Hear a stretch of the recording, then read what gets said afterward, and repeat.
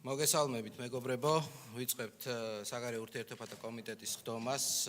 დღის წესრიგით გვაქვს გათვალისწინებული 9 საკითხი, აქედან 7 საკითხი ეხება ჩვენს ყოველწლიურ ანგარიშს საპარლამენტო დელეგაციების საქმიანობის შესახებ.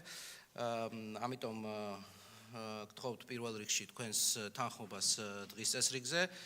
გმადლობთ და გადავიდეთ პირდაპირ დღის წესრიგის პირველ საკითხზე. ეს არის საპარლამენტო კავშირში IPU-ში საქართველოს პარლამენტის მუდმივმოქმედი დელეგაციის 25 წლის ანგარიში. ანგარიშს წარმოადგენს დელეგაციის ხელმძღვანელი და საქართველოს პარლამენტის თავმჯდომარე ბატონი შალვა ბაბუაშვილი. ბატონი შალვა, გთხოვთ. მოგესალმებით ბატონ თავმჯდომარე, მოგესალმებით უფროს კოლეგებო, წარმოგიდგენთ საპარლამენტო კავშირში საქართველოს პარლამენტის მუდმივმოქმედი დელეგაციის საქმიანობის წლიურ ანგარიშს.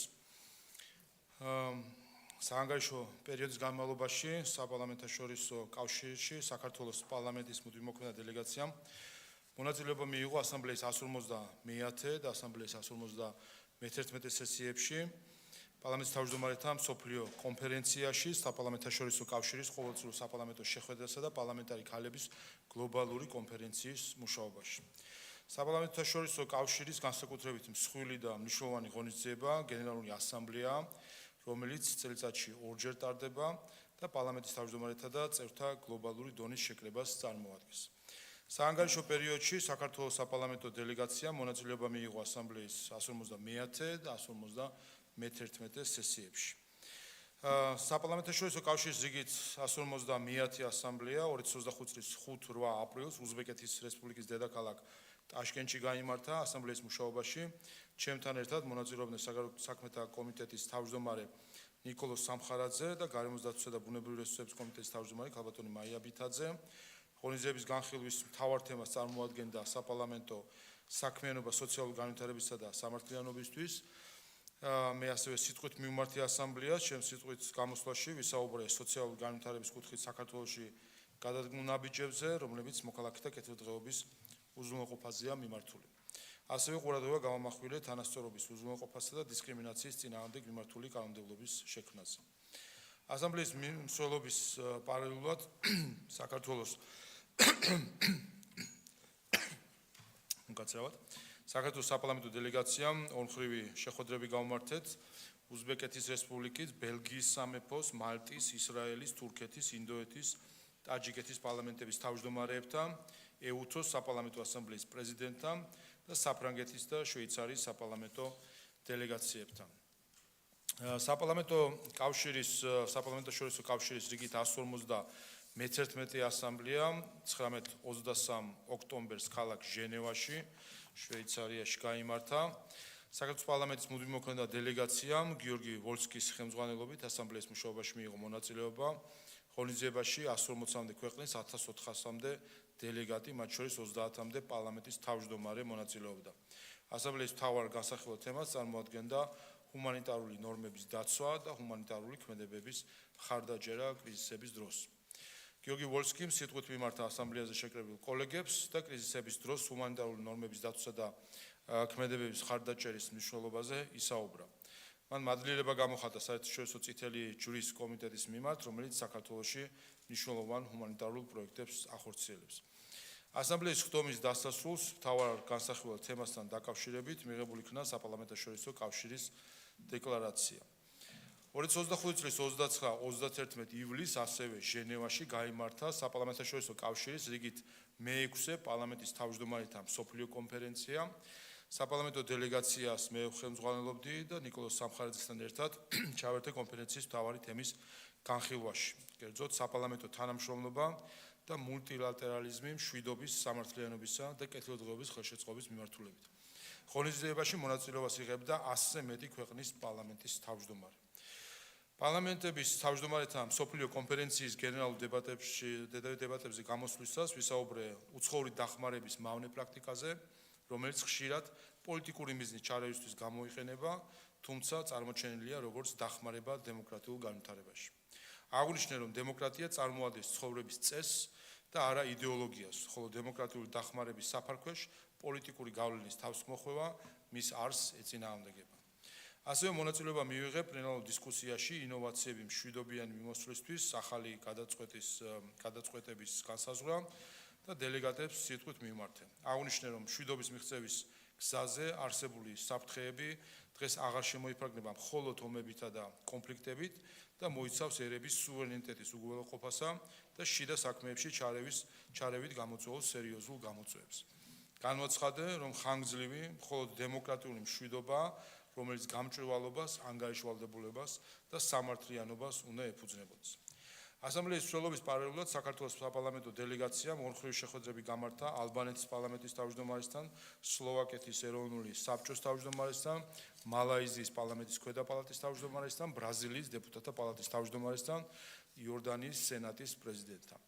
საანგარიშო პერიოდში საპარლამენტაშორისო კავშირმა განახორციელა ღონისძიებები ქალთა გაძლიერების საკითხზე.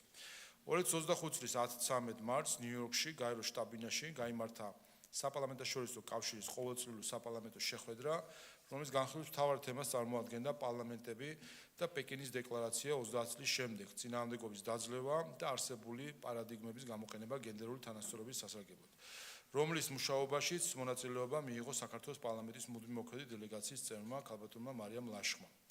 შეხვედრის ფარგლებში მარიამ ლაშხმა ისაუბრა საქართველოში ქალთა გაძლიერების მიმართულებით გადადგმულ ნაბიჯებზე, პეკინის სამოქმედო გეგმით ნაკისრი ვალდებულების შესრულების მიმდინარეობასა და არსებულ გამოწვევებზე. განსაკუთრებული ყურადღება დაეთმო განათლების ხელმისაწვდომობის მნიშვნელობასა და ქალებისა და გოგოების ჩართულობის და STEM-ის სფეროებში. ღონისძიების ფარგლებში მარიამ ლაშხმა ორმხრივი შეხვედრა გამართა ქალთა საერთაშორისო მშვიდობის ჯგუფის რეგიონის დირექტორთან. შეხვედრაზე ყურადღება გამახვილდა ორგანიზაციის საქმიანობაზე მიმდინარე და საომავლო აქტივობებზე. 13-16 მარტს მექსიკის შეერთებული შტატების დედაქალაქ მეხიკოში გაიმართა საპარლამენტაშორისო კავშირის პარლამენტარი ქალების გლობალური კონფერენცია. მექსიკის გზავნილი მსოფლიოს მოვახდინოთ მობილიზება თანასწორობისთვის კონფერენციაზე განსაკუთრებული ყურადღება დაეთმო ძალისხმევის გაძლიერების აუცილებლობას, რათა უზრუნველყოფილი იქნას ქალთა თანაბარი ხელმისაწვდომობა და მონაწილეობა გადაწყვეტილების მიმღებ ორგანოებში. ღონისძიების ფარგლებში მარიამ ლაშხმა ორმხრივი შეხვედრები გამართა საპარლამენტაშორისო კავშირის გენერალურ მდივანთან, ქალ პარლამენტართა ბიუროს პრეზიდენტსა და ახალგაზრდა პარლამენტართა ფორუმის პრეზიდენტთან. ამრიგად, საპარლამენტაშორისო კავშირის ღონისძიებების ფარგლებში საქართველოს აქტიურად ჩაერთო გლობალური გამოწვევების განხილვაში, ასევე გააძლიერა კონტაქტები სხვადასხვა ქვეყანასთან ორმხრივ და მრავალმხრივ დონეზე. მომავალშიც გავაგრძელებთ საპარლამენტაშორისო კავშირის ღონისძიებებში აქტიურ მონაწილეობას. მადლობა, სათვალ უხასხო თქვენ კითხვებს. დიდი მადლობა. კითხვები ხომ არ არის ანგარიშთან დაკავშირებით? არ არის. მადლობა ბატონო შალვა, ეს ანგარიში ცნობად უნდა მივიღოთ გქონთ თანხმობას. მადლობთ. შემდეგი საკითხი ეს არის სამხრეთ-აღმოსავლეთ აზიის საპარლამენტო ასამბლეაში, AIPA-ში, საქართველოს პარლამენტის მუდმივმოქმედი დელეგაციის 2025 წლის ანგარიში. ანგარიშს წარმოადგენს დელეგაციის ხელმძღვანელი პარლამენტის თავმჯდომარე ბატონი შალვა პაპუაშვილი. მადლობა ბატონო თავმჯდომარე. წარმოგიდგენთ სამხრეთ-აღმოსავლეთ აზიის ქვეყნების ასოციაციის საპარლამენტაშორისო ასამბლეაში საქართველოს პარლამენტის მუდმივმოქმედი დელეგაციის წლიურ ანგარიშს. აქვე შეგახსენებთ, კოლეგებმა იცით ასევე საზოგადოებას, რომ ეს ასოციაცია გაერთიანება სამხრეთ-აღმოსავლეთ აზიის ქვეყნებს ეხება და ჩვენ რამდენიმე წელი ვცდილობდით ასოცირებულ წევრობას, ასე ვთქვათ, დამკვირვებლად ყოფნას, ვინაიდან მნიშვნელოვანი ქვეყნები არიან გაერთიანებული, რომლებიც როგორც ეკონომიკური თვალსაზრისით, ასევე არაღიარების პოლიტიკის ხარდაჭერის და გაძლიერების თვალსაზრისით არიან მნიშვნელოვანი ჩვენთვის და წინამორბედის პარლამენტმა შეძლო რომ დამკვირვებლის სტატუსი მიიღო და ჩვენ უკვე რამდენიმე ღონისძიებაში მივიღეთ მონაწილეობა. ასევე აქვე გეტყვით, რომ გვაქვს სურვილი, ვინაიდან იცით, რომ ჩვენ საქართველოს დღეს არის პაპსეკის საპარლამენტო ასამბლეის პაპსეკის თავმჯდომარე ქვეყანა და გვინდა რომ ეს ორი რეგიონალური ორგანიზაცია, შავი ზღვისა და სამხრეთ-აღმოსავლეთ აზიის ქვეყნების ასოციაცია ღონისძიების სახით ერთმანეთს დავაკავშიროთ და ამაზე მიდის მუშაობა როგორც პაპსეკთან, ისე ASEAN-ის წარმომადგენლებთან. 2023 წელს პარლამენტმა მიიღო დამკვირვებლის სტატუსი, მას შემდეგ პარლამენტი მუდმივმოქმედი დელეგაცია აქტიურად ერთვება საპარლამენტაშორისო ასამბლეის საქმიანობაში. საანგარიშო პერიოდის განმავლობაში საქართველოს პარლამენტის მუდმივმოქმედი დელეგაცია მონაწილეობა მიიღო რიგით 46 გენერალური ასამბლეის ხდომაში და ასამბლეის დროებით სამუშაო ჯგუფის ყოველწლიურ შეხვედრაში. ASEAN-ის საპარლამენტაშორისო ასამბლეის AIPA-ს 46 გენერალური ასამბლეა 2025 წლის 16-22 სექტემბერს მალაიზიის დედაქალაქ კუალა-ლუმპურში გაიმართა. მის მუშაობაში მონაწილეობა მიიღო საქართველოს პარლამენტის მუდმივმოქმედი დელეგაციის წევრმა ბატონმა ნიკოლოზ სამხარაძემ. ღონისძიებაში მონაწილეობა მიიღო წევრი, დამკვირვებელი და სტუმარი ქვეყნების 400-მდე დელეგატმა. ნიკოლოზ სამხარაძემ პლენარულ სესიაზე შეკრებილ დელეგატებს სიტყვით მიმართა და საქართველოსა და სამხრეთ-აღმოსავლეთ აზიის ქვეყნებს შორის თანამშრომლობის გაძლიერების პერსპექტივებსა და მნიშვნელობაზე ისაუბრა.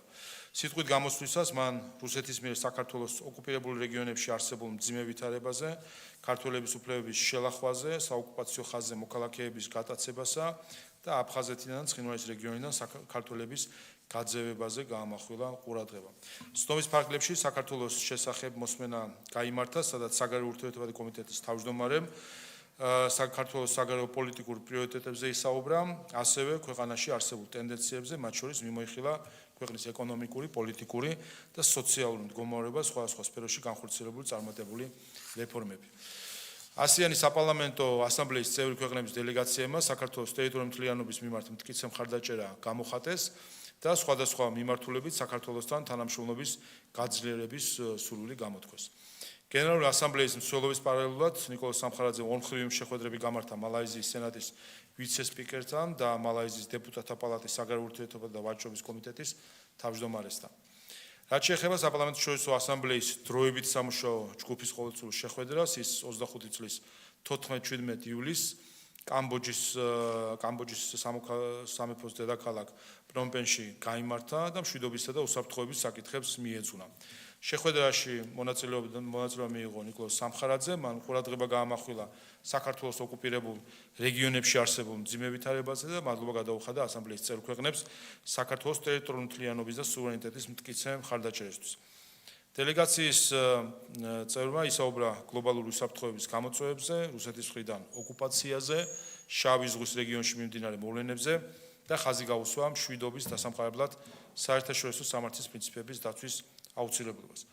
ნიკოლოზ სამხარაძემ დაადასტურა საქართველოს მზაობა საკუთარი წვლილი შეიტანოს სამშვიდობო ინიციატივების განხორციელებაში. სესიის პარალელში ნიკოლოზ სამხარაძემ შეხვედრა გამართა კამბოჯის სენატის საგარეო ურთიერთობათა კომიტეტის თავმჯდომარესთან, რომელიც ამჟამად არის ASEAN-ის საპარლამენტაშორისო ასამბლეის გენერალური მდივანი. საქართველოსთვის როგორც დამკვირვებელი ქვეყნისთვის AIPA რჩება საპარლამენტო დიპლომატიის მნიშვნელოვან პლატფორმად, რომელიც საშუალებას გვაძლევს პირდაპირ კონტაქტი დავამყაროთ სამხრეთ-აღმოსავლეთ აზიის ქვეყნებთან, უკეთ გავეცნოთ ამ რეგიონის პრიორიტეტებს და გამოწვევებს, განვამტკიცოთ საქართველოს არაღიარების პოლიტიკა და განსაზღვროთ თანამშრომლობის მიმართულებები. თანამედროვე სამყაროში, სადაც საერთაშორისო ურთიერთობები საკმაოდ დაძაბული და კომპლექსურია, აღნიშნული ფორმატი დიალოგისა და თანამშრომლობის კარგ პლატფორმას წარმოადგენს. ამიტომაც, რა თქმა უნდა, ჩვენ კლავაც აქტიურად მივიღებთ მონაწილეობას ამ ორგანიზაციის მუშაობაში. მადლობა ყურადღებისთვის, სათვალ უპასუხო კითხვებს. მადლობა ბატონო შალვა, კოლეგებო, ხომ არ არის კითხვები AIPA-ს ანგარიშთან დაკავშირებით? კი ბატონო გიორგი. მადლობა ანგარიშისთვის ბატონ შალვა. ეხლა მე არც ერთი დელეგაციის საწინააღმდეგო არაფერი მაქვს და ვერც მექნება.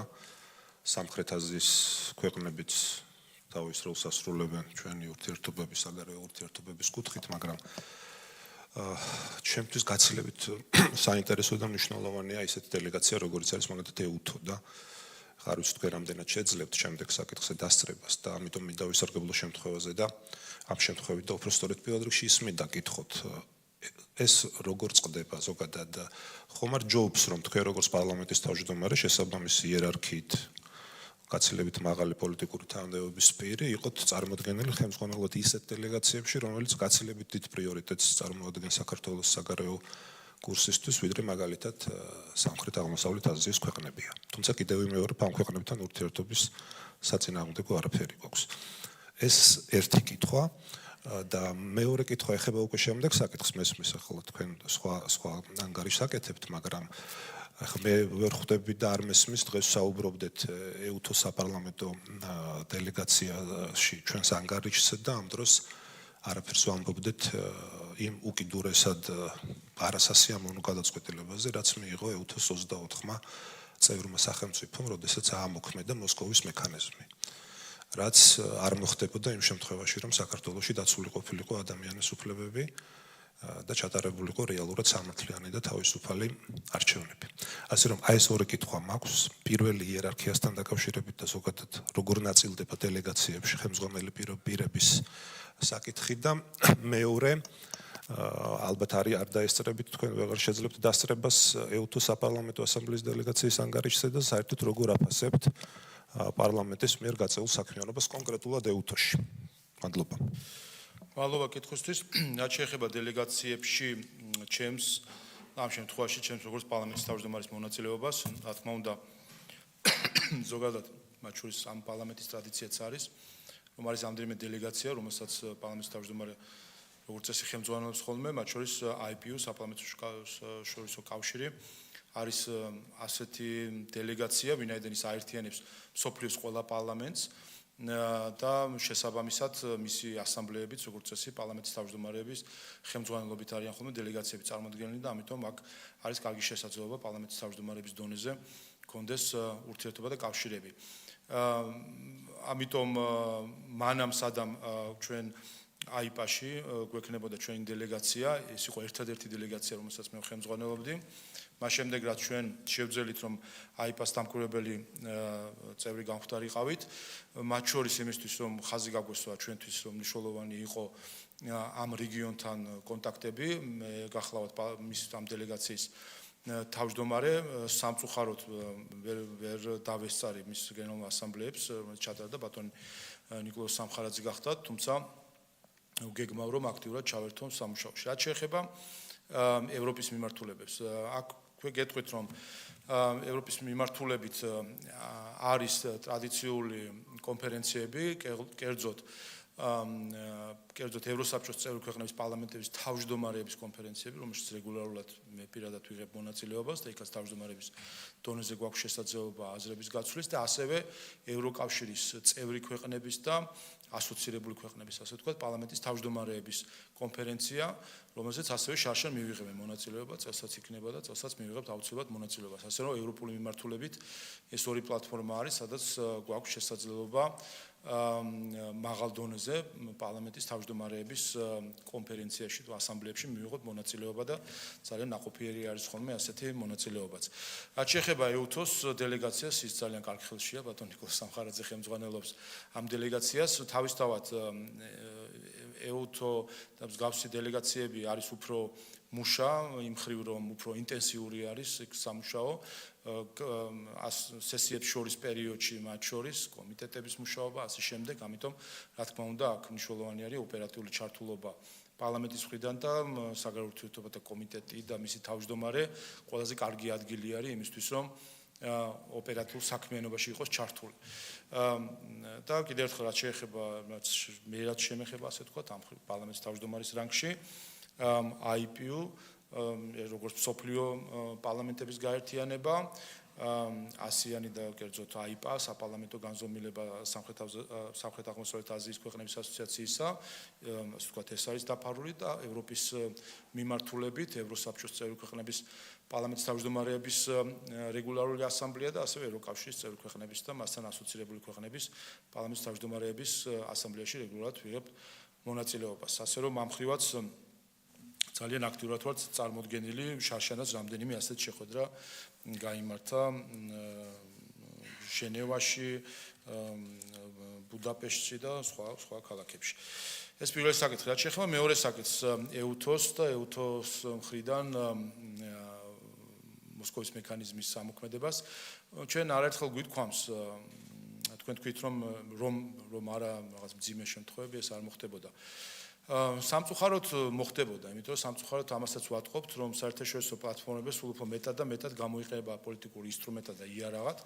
სხვა ჩვენს ეს არ არის მხოლოდ ჩვენი ნათქვამი, ამას დღეს უკვე ამბობს ამერიკის შეერთებული შტატების ადმინისტრაცია, რომელსაც რამდენიმე ორგანიზაცია დატოვა კიდევაც, ზოგს უსაქმური უწოდა, ზოგს ზედმეტად საქმეებში ჩამრევი უწოდა და ზოგსა და ზოგს რა. მაგრამ კარგი არაფერი არ ვთქვამს ამ ორგანიზაციებთან დაკავშირებით. ჩვენი დაკვირვება უკვე ბოლო რამდენიმე წელია არის ასეთი, რომ და როგორც წესი ამ პლატფორმების ერთი და იგივე ხალხი არის ხოლმე, თქვათ პასე იქნება, ეუთო იქნება, თუ სხვა ერთი და იგივე სახეები, იმიტომ რომ საპარლამენტო დელეგაციები არის ხოლმე, ჩვენ განზომილებასაც შეეხება. ამიტომ ევროპარლამენტი, პასე, ეუთო ყველგან ასე თქვათ, რა გითხრათ, ორკესტრირებული პროცესები არის. შეგახსენებთ, რომ მაგალითად რამდენიმე წლის წინ პასე მიიღო რეზოლუცია, სადაც მიხეილ სააკაშვილი პოლიტპატიმრად არის წოდებული კარამურზასთან ერთად. რაც რა თქმა უნდა არის აბსოლუტური სიცრუე, სიყალბე, თუმცა ეს სიყალბე დარჩა ისტორიას როგორც პასეს ერთ-ერთი რეზოლუცია და რა თქმა უნდა სირცხვილია, როდესაც ასეთი პლატფორმა დეზინფორმაციას ავრცელებს. ევროპარლამენტში ჩვენ მართლა სიტყვა არ გვეთქმის, მაგრამ ყოველ შემთხვევაში ესეც ორგანო, რომელთანაც ჩვენი სტატუსიდან გამომდინარე თანამშრომლობთან, არაერთი რეზოლუცია გვახსოვს, რომელშიც ასევე არასიმართლეები წერია, მსუბუქად რო თქვათ და ეუთოს ასამბლეაზეც ჩვენს დელეგაციას ბოლო განსაკუთრებით მას შემდეგ რაც დაიწყო ომი უკრაინაში და საქართველო გახდა პირდაპირ თავდასხმების სამიზნე, ჩვენს დელეგაციას ყოველ ჯერზე უწევს ბრძოლა ასე ვთქვათ იმ სიმართლის გასატანად, რომელიც სხვადასხვა საკითხს ეხება და იქაც ნაცნობი სახეები არიან, როგორც ევროპული, ისე ამერიკული საპარლამენტო ცხოვრებიდან, ასე რომ ის რასაც ჩვენ ეკრანზე ვხედავთ ხოლმე სხვადასხვა ევროპელი თუ ამერიკელი საქართველოზე განსაკუთრებულად გულშემატკივარი ბჭყალებში ადამიანების კომენტარებს ხედავ, ეს ყველაფერი აისახება შემდეგ ეუთოს ასამბლეებზე თუ სხვა ასეთ შეხვედრებზე. ამიტომ პირველი რომ ის რომ ეს ამოქმედდა აპრიორი არ გულისხმობს იმას, რომ ამას აქვს ობიექტური საფუძველი. სამწუხაროდ ჩვენ ხედავთ ამ ორკესტრირებულ ქცევას საქართველოს წინააღმდეგ. მეორე ჩვენ ყოველთვის ვამბობთ, რომ ჩვენი მთავარი სიძლიერე არის სიმართლე. თუ კი ვინმეს აინტერესებს ობიექტური სიმართლე და ჭეშმარიტება, ამის მიგნება ძალიან ადვილია. თუ კი ვინმე ასეთი მექანიზმებს გამოიყენებს იმისთვის, რომ რიყეზე გავიდეს და ქვა დაინახოს და არა თვალები დაიბმაოს, რა თქმა უნდა, მისასალმებელია. თუმცა კიდევ ერთხელ ჩვენთვის მთავარი დასკვნა, რაც აქედან გამოგვაქვს, არის ის, რომ სამწუხაროდ ხდება სხვადასხვა საერთაშორისო პლატფორმის პოლიტიკური ინსტრუმენტალიზაცია სხვადასხვა წევრი ქვეყნის წინააღმდეგ პოლიტიკური დღისწესრიგის გასატარებლად, რაც ასევე ფაქტი არის და კიდევ ერთხელ ჩემი თუ არ გჯერათ ამერიკის შეერთებულ შტატების ახალ ადმინისტრაციას შეგიძლიათ მოусმინოთ, როდესაც ის სხვადასხვა საერთაშორისო ორგანიზაციებზე საუბრობს. მადლობა. მადლობა ბატონ შალვა, კოლეგებო, გთხოვთ მივიღოთ ცნობად ანგარიში. მადლობა. მადლობა, დიდი მადლობა. შემდეგი ორი საკითხი არის ჩემი ასე ვთქვათ გამოსატანი, ამიტომ ბატონ ირაკლის ვთხოვ რომ სხდომა გააგრძელოს.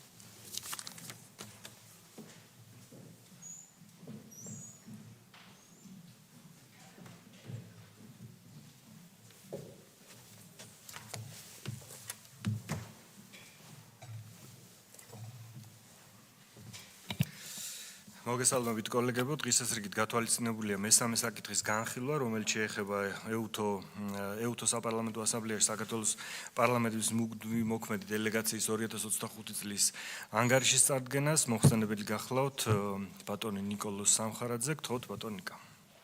მადლობა. ეუთო საპარლამენტო ასამბლეაში საქართველოს დელეგაციამ 2025 წელს მონაწილეობა მიიღო ასამბლეის ფარგლებში გამართულ ზამთრის ყოველწლიურ და საშემოდგომო სესიებზე, ასევე ეუთო საპარლამენტო ასამბლეის ფარგლებში გამართული Silk Road გრუპის და ორგანიზაციულ დანაშაულთა ბრძოლის შესახებ კონფერენციებში, ასევე მონაწილეობა მივიღეთ ახალგაზრდა პარლამენტართა ქსელის შეხვედრაში და ჩვენ ასევე დავესწარით, უпростоრეთ მონაწილეობა მივიღეთ, დავაკვირდით ეუთოს საპარლამენტო ასამბლეის სახელით ყირგიზეთში ჩატარებულ არჩევნებს. ახლა თითოეულ ამ ღონისძიებაზე მოკლედ მოგახსენებთ. ზამთრის სესია ეს არის 21 თებერვალი 25 წლის, სადაც ჩემთან ერთად მონაწილეობდნენ ქალბატონი მაია ბითაძე და ლევან მახაშვილი. მე მქონდა სიტყვით გამოსვლა პოლიტიკურ საქმეთა და უსაფრთხოების კომიტეტზე და აქ იყო ერთი მნიშვნელოვანი მომენტი, როდესაც ყოველწლიური რეზოლუციები დგება, ზამთრის სესიაზე ხდება ამ რეზოლუციების განხილვა. სამწუხაროდ იმ პირველ დრაფტში, რომელიც წარმოადგინა გერმანელმა მოხსენებელმა, საერთოდ არ იყო ლაპარაკი რუსეთის მიერ საქართველოს ტერიტორიების ოკუპაციაზე და მე მოუწედე მოხსენებელს, რომ ეს მისი მხრიდან იყო ძალიან დიდი შეცდომა, რომ პირველად დრავჩი, როდესაც სამხრეთ კავკასიაზე იყო საუბარი, საერთოდ არ იყო ნახსენები საქართველოს ოკუპაცია. ეს ასე ვთქვათ, კიდევ ერთხელ დადასტურება იმისა, რამდენად ზრუნავენ თურმე ჩვენზე ჩვენი მეგობრები და როგორ დღე-დღე არ ზინავთ იმასთან დაკავშირებით, რომ საქართველოს ინტერესები გაითვალისწინონ. თუმცა აღსანიშნავია, რომ მოხსენებელმა ეს ადგილზევე შემპირდა, რომ ამას გაითვალისწინებდა და შემდეგ საბოლოო ანგარიში ეს მართლაც აისახა. ასევე ეს არის პერიოდი, როდესაც აფხაზეთში ჩატარდა არჩევნები, ეგრეთ წოდებული საპრეზიდენტო არჩევნები და ამასთან დაკავშირებითაც მე მქონდა გამოსვლა უკვე გაერთიანებულ სამი კომიტეტის გაერთიანებულ სესიაზე, სადაც მოუწოდე ეუთოს საპარლამენტო ასამბლეას, რომ დაეგმო და არ ეღიარებინა აფხაზეთში ეგრეთ წოდებული არჩევნების ჩატარება. ეს ციტატები, რომელიც ჩემი გამოსვლას ეხება, აქ ანგარიში არის მოცემული, ამიტომ მე ამას ახლა აღარ წავიკითხავ. ასევე ზამთრის სესიაზე საუბარი იყო საპარლამენტო არჩევნებზე და სხვა შორის ეს იყო ის სესია, რომელზეც საპარლამენტო არჩევნების შესახებ, საქართველოს საპარლამენტო არჩევნების შესახებ იყო ანგარიში მომზადებული.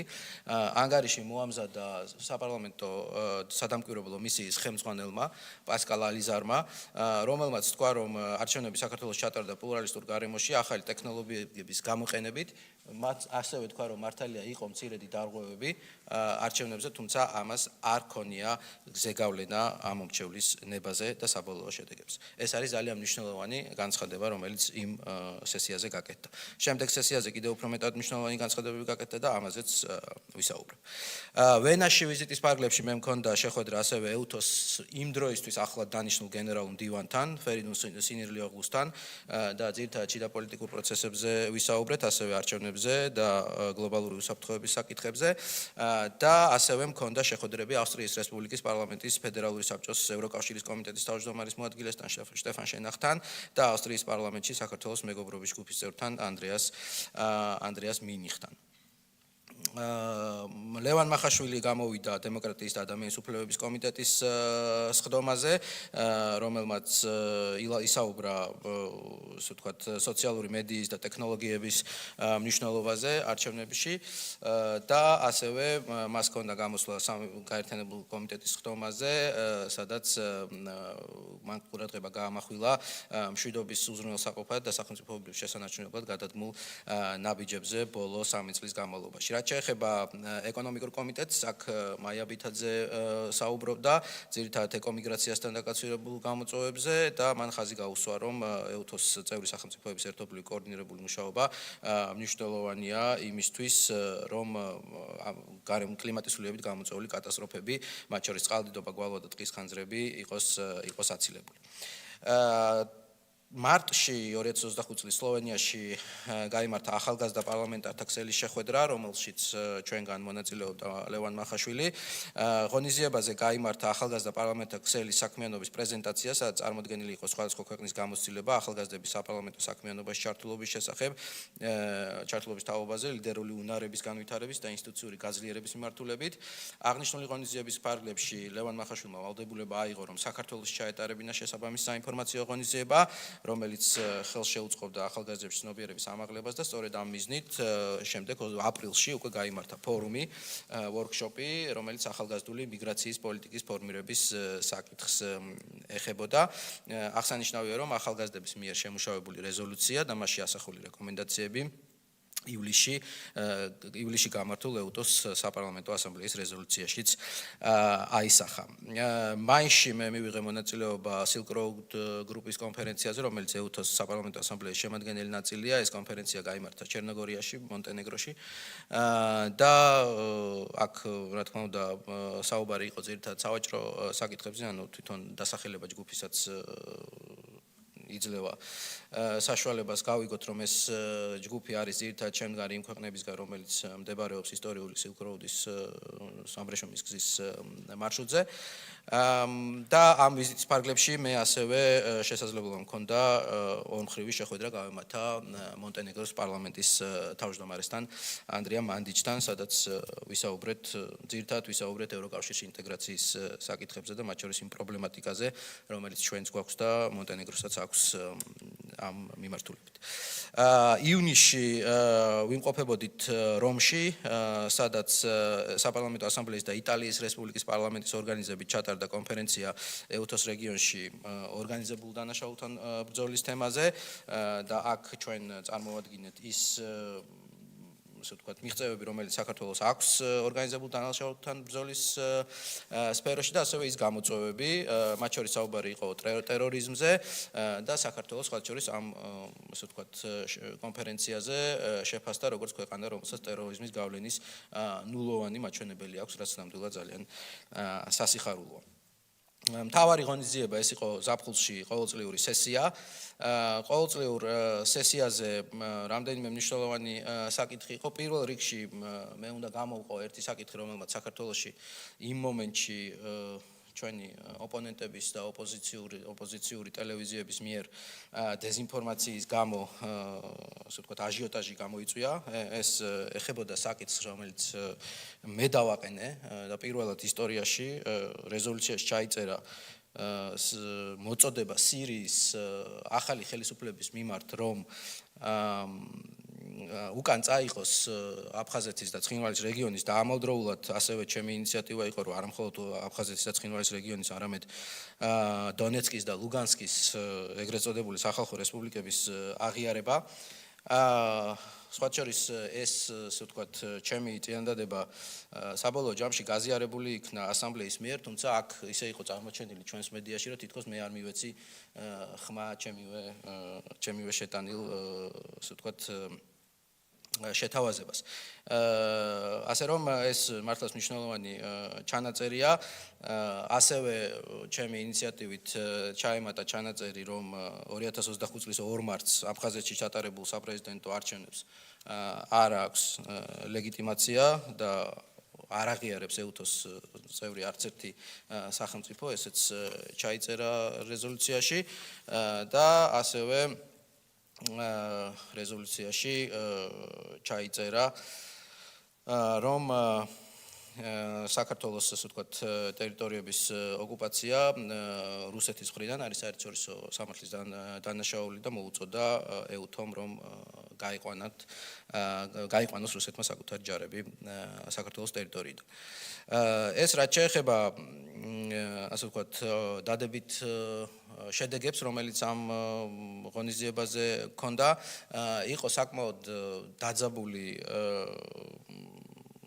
ასე ვთქვათ, სიტყვათა გაცვლა, გამოცვლა ბატონმა შალვამ ახსენა იმ ცნობილ, ასე ვთქვათ, დეპუტატებთან, რომლებიც მაინც და მაინც არ გამოირჩევიან საქართველოს მიმართ მეგობრული განწყობებით, თუმცა ჩვენ დავიცავით ჩვენი ქვეყნის ინტერესები და არავის არ მივცემთ შესაძლებლობას, რომ დეზინფორმაციით თუნდაც ასე ვთქვათ იმ საპარლამენტო ასამბლეის ხმოვანზე, სადაც რა თქმა უნდა დეპუტატების 80% საერთოდ არ იციან რა ხდება საქართველოში, ამით სარგებლობენ ხოლმე ხშირად ჩვენი ოპონენტები, მაგრამ ჩვენი იქ ყოფნა არის სწორედ იმის გარანტი, რომ არავის არ მივცემთ საშუალებას, რომ საქართველოს ინტერესები შელახონ. ასევე ნოემბერში იყო უკვე შემოდგომის სესია სტამბოლში, სადაც მე და ქალბატონი მაია პითაძე ვიმყოფებოდით. აქაც პრინციპში შემიძლია ვთქვა, რომ ძირითადად თემატიკა ეხებოდა იძულებით გადაადგილებულ პირებს და ზოგადად ჰუმანიტარულ საკითხებს და აქაც მე და ქალბატონმა მაიამ ვისაუბრეთ იმ პრობლემებზე, რომელიც საქართველოს აქვს ოკუპაციიდან გამომდინარე, მათ შორის იძულებით გადაადგილებული პირების განსახლების საკითხი, მიუხედავად იმისა, რომ 60,000 ოჯახს მუდმივი საცხოვრებელი გადაეცა, მაინც საქართველოში გვაქვს ეს პრობლემა, ჯერ ბოლომდე არ არის აღმოფხვრილი, ასევე ქართველების, ეთნიკურად ქართველების მიერ ქართული ბავშვებისთვის ქართულ ენაზე სწავლების აკრძალვა აფხაზეთში და ასევე გავამახვილოთ ყურადღება იმაზე, რომ საქართველოში დაახლოებით 30,000-მდე უკრაინელი ტოლვილია, რომელიც ზუსტად იმავე უფლებებით და პრივილეგიებით სარგებლობს, როგორც ჩვენი იძულებით გადაადგილებული პირები. და ბოლოს გითხარით, რომ 30 ნოემბერს 2025 წლის 30 ნოემბერს გაიმართა საპარლამენტო არჩევნები ყირგიზეთში. ჩვენ მე პირადად ძალიან ხშირად ვარ ხოლმე ამ არჩევნებზე დამკვირვებლად წარმოდგენილი. ეს თუ არ ვწდები, იყო მე-15 არჩევნები, რომელსაც ჩვენ დავაკვირდით როგორც საქართველოს დელეგაცია ეუთოს სხვადასხვა ქვეყნებში. ეს არის ძალიან მოკლედ, რა თქმა უნდა, ბევრად მეტი შეიძლება ვისაუბროთ, იმიტომ რომ საკმაოდ აქტიური დელეგაციაა. ასევე მინდა გითხრათ და საზოგადოებას მინდა უთხრა, რომ იყო მცდელობები ჩვენი, ასე ვთქვათ, იზოლაციისა ეუთოს საპარლამენტო ასამბლეიდან. ამ მცდელობებს ყავდა საკუთარი, ასე ვთქვათ, ფლაგმანი დელეგაციები, რომლებიც ცდილობდნენ, რომ საქართველოს არ დაეშვათ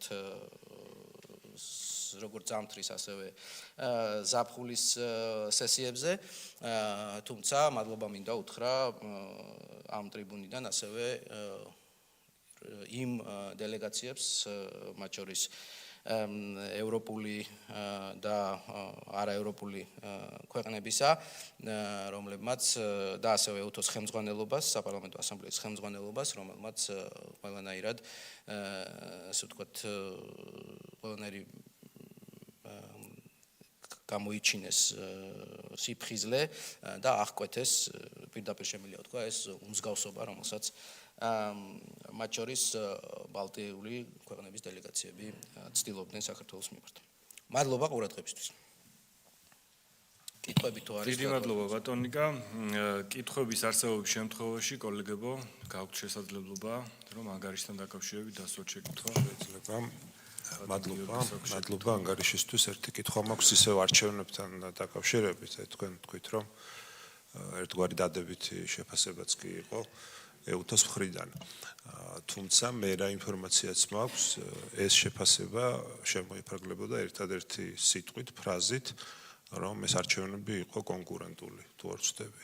და ყველა სხვა ნაწილში იყო მით უფრო განსაკუთრებით საბოლოო ანგარიში თუ ნახავთ, იყო უკიდურესად უარყოფითი შეფასებები და ამავე დროს იყო რეკომენდაციებიც ეუთოს მხრიდან, რომელიც უნდა გაითვალისწინებინა ქართულ მხარეს და აი ერთხელ და სამუდამოდ რომ გასაგები გახდეს, ყოველ შემთხვევაში თქვენი პოზიცია მაინც ახლა ეუთოს ანგარიშს ჩვენს ვკითხულობთ, მაგრამ თქვენ როგორ აფასებთ, ანუ კითხვა შემდეგში მდგომარეობს, ეს ფრაზა კონკურენტული რამდენად ნიშნავს იმას, რომ 2024 წლის საპარლამენტო არჩევნებში ზოგადად ამომრჩევლის ნება იყო უზრუნველყოფილი მათ შორის ფარულობის და არ მხოლოდ ფარულობის ნაწილში.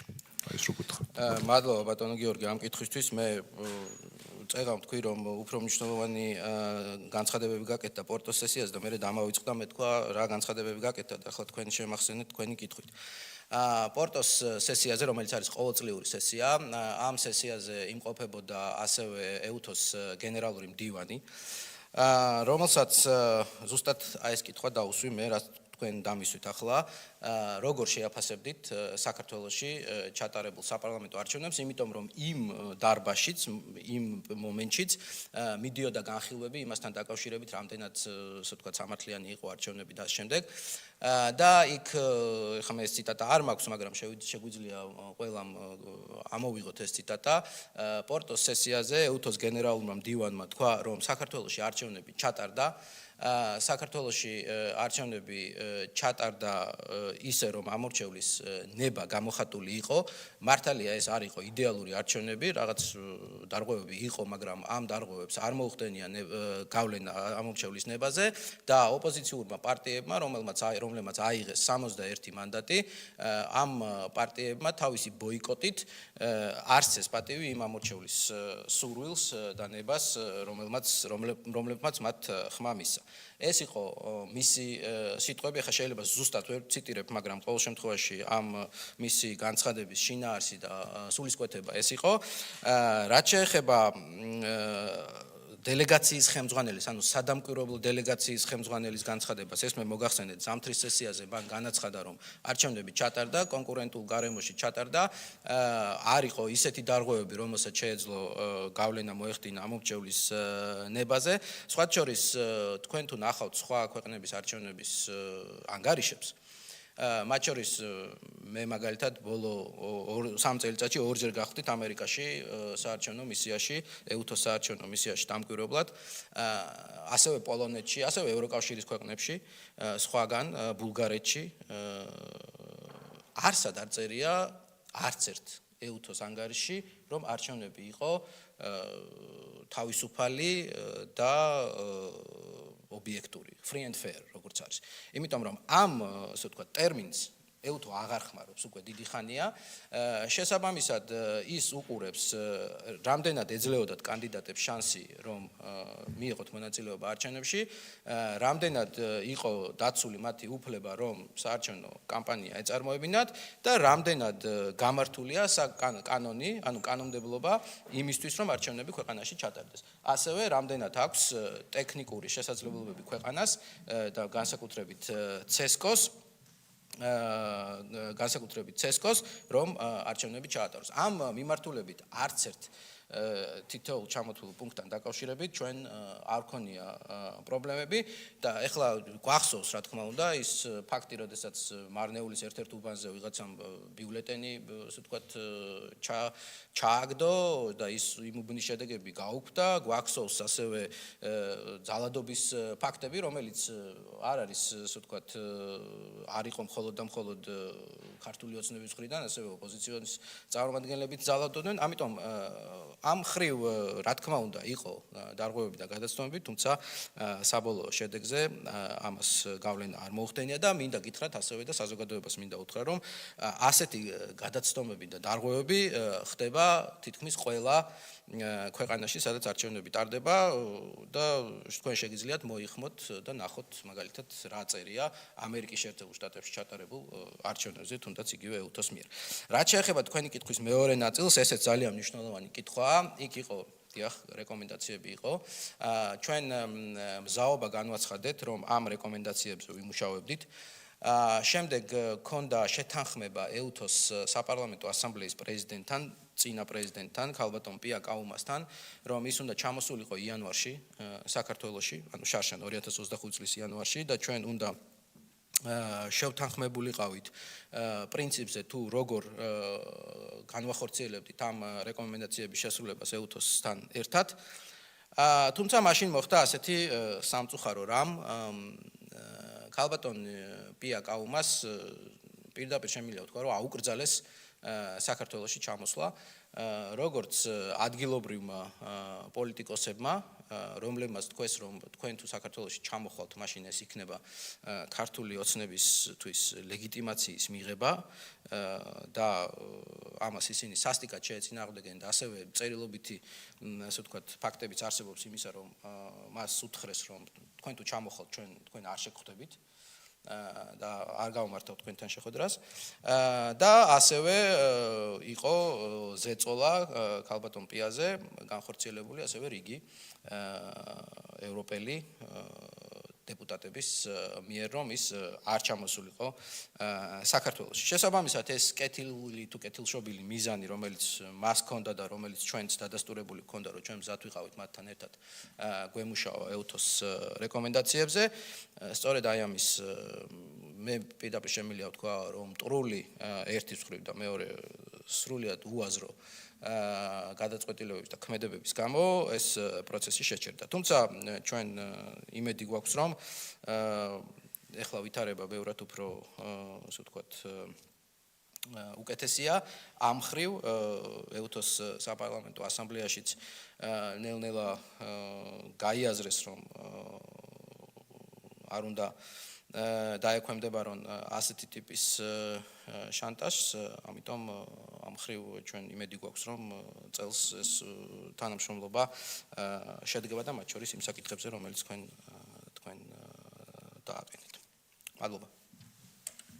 დიდი მადლობა. დაზუსტებები დამატებით შეკითხვები ხომ არ გაქვთ? არა, მაშინ გთხოვთ კოლეგებო რომ ცნობად მივიღოთ აღნიშნული ანგარიში.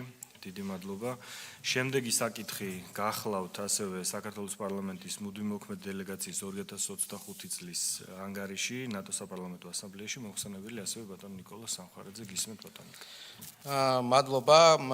თავდაპირველად მინდა გითხრათ რომ მე ასე ვთქვათ დელეგაციის ხელმძღვანელი გავხდი 2025 წლის სექტემბერში. მანამდე დელეგაციას ხელმძღვანელობდა ბატონი გივი მიქანაძე. 4 ღონისძიება გაიმართა ნატოს საპარლამენტო ასამბლეაში შარშან. ეს იყო ხმელთაშუა და ახლო აღმოსავლეთის სპეციალური ჯგუფის და ეკონომიკური უსაფრთხოების კომიტეტის ერთობლივი სემინარი, რომელიც ანტალიაში შედგა აპრილში. შემდეგ ეს იყო ასამბლეის საგაზაფხულო სესია დეიტონში, ამერიკის შეერთებულ შტატებში. შემდეგ იყო ასამბლეის როუზროთის სემინარი ერევანში, სომხეთში და ბოლოს ეს იყო ასამბლეის წლიური სესია სლოვენიაში. მოკლედ შემიძლია გითხრათ რომ ჩვენი ასე ვთქვათ დელეგაციის მთავარი ამოცანა არის ნატოში მოგეხსენება ჩვენ ვართ ასე ვთქვათ სრული წევრი არ ვართ, იმიტომ რომ ნატოს წევრები არ ვართ, ამიტომ ვერ ვიღებთ მონაწილეობას კენჭის ყრებში. ამიტომ ჩვენი მთავარი ამოცანა ნატოს საპარლამენტო ასამბლეაში არის ჩვენი ინტერესების დაცვა, მათ შორის ნატოს საპარლამენტო რეზოლუციებში იმ ჩანაწერების ასე ვთქვათ გაჩენა, რომელიც ეხება საქართველოს ტერიტორიულ მთლიანობას, რომელიც ეხება რუსეთის ოკუპაციას და რომელიც ეხება ასევე საქართველოს სამომავლო წევრობას ნატოში. ყურადღებას გავამახვილებ ორ ძირითად ღონისძიებაზე, ეს არის დეიტონში, ამერიკაში გამართული საგაზაფხულო სესია, რომელიც საქართველოს დელეგაციამ გამოიყენა, დელეგაციაში იყვნენ გივი მიქანაძე, ლევან მახაშვილი და მარიამ ლაშხი და სესიის ფარგლებში დელეგაციამ ორმხრივი შეხვედრები გამართა სლოვენიის, ესპანეთის, მაკედონიის, უნგრეთის, რუმინეთის, პორტუგალიის, იტალიის და თურქეთის დელეგაციებთან, ასევე ნატოს საპარლამენტო ასამბლეის გენერალურ მდივანთან და ეს ძალიან კარგი, ასე ვთქვათ, პლატფორმაა იმისთვის, რომ გაიცვალოს მოსაზრებები, როგორც ორმხრივ ურთიერთობებთან დაკავშირებით, ასევე საქართველოს ნატოში ინტეგრაციასთან დაკავშირებით და ამ სესიაზე ეკონომიკური უსაფრთხოების კომიტეტზე გივი მიქანაძეს ჰქონდა გამოსვლა, სადაც მან აქცენტი გააკეთა საქართველოს ძალისხმევაზე დასავლეთის მიერ რუსეთისადმი დაწესებული სანქციების დაცვის კუთხით. ასევე მნიშვნელოვანი იყო როუზროთის, ეგრეთ წოდებული როუზროთის სემინარი, რომელიც სექტემბერში გაიმართა ერევანში და რომელიც ეხებოდა მათ შორის სამხრეთ კავკასიაში მიმდინარე მოვლენებს და სამხრეთ კავკასიის უსაფრთხოებას და აქაც დისკუსიის ფარგლებში ლევან მახაშვილმა და მარიამ ლაშხმა წარმოადგინეს საქართველოს ხედვები კავკასიაში მიმდინარე გეოპოლიტიკურ ძვრებთან დაკავშირებით. რაც შეეხება წლიურ სესიას, აქ უკვე მე ვხელმძღვანელობდი დელეგაციას, ჩვენ შევიტანეთ შესწორებები საბოლოო რეზოლუციებში და მინდა ვთქვა, რომ ყველა შესწორება, რომელიც ჩვენ შევიტანეთ რეზოლუციაში, მიღებული იქნა ასამბლეის მიერ და ასახული იქნა საბოლოო დოკუმენტში. ასევე ჩვენ გადავინაცვლეთ ახალ კალათაში ნატოს საპარლამენტო ასამბლეაში, ეს არის პარტნიორები ყოვლის მომცველი უსაფრთხოებისთვის და ამ კალათაში საქართველოსთან ერთად არის უკრაინა, ავსტრია, შვეიცარია, ასე ვთქვათ, ქვეყნები, რომლებიც ან ნატოს წევრობისგან მიისწრაფვიან, ან ნეიტრალური ევროპული სახელმწიფოები, რომელთაც აქვთ საკმაოდ ღრმა ურთიერთობები ურთიერთობები ნატოსთან. შესაბამისად ეს ცვლილება ჩვენ შესაძლებლობას მოგცემს, რომ საპარლამენტო ასამბლეასთან ურთიერთობები უფრო გავაღრმავოთ და გავაფართოვოთ, მაგრამ რა თქმა უნდა არ ცვლის იმ ფაქტს, რომ ჩვენ ხმის მიცემის უფლება ასამბლეაზე არ გვაქვს.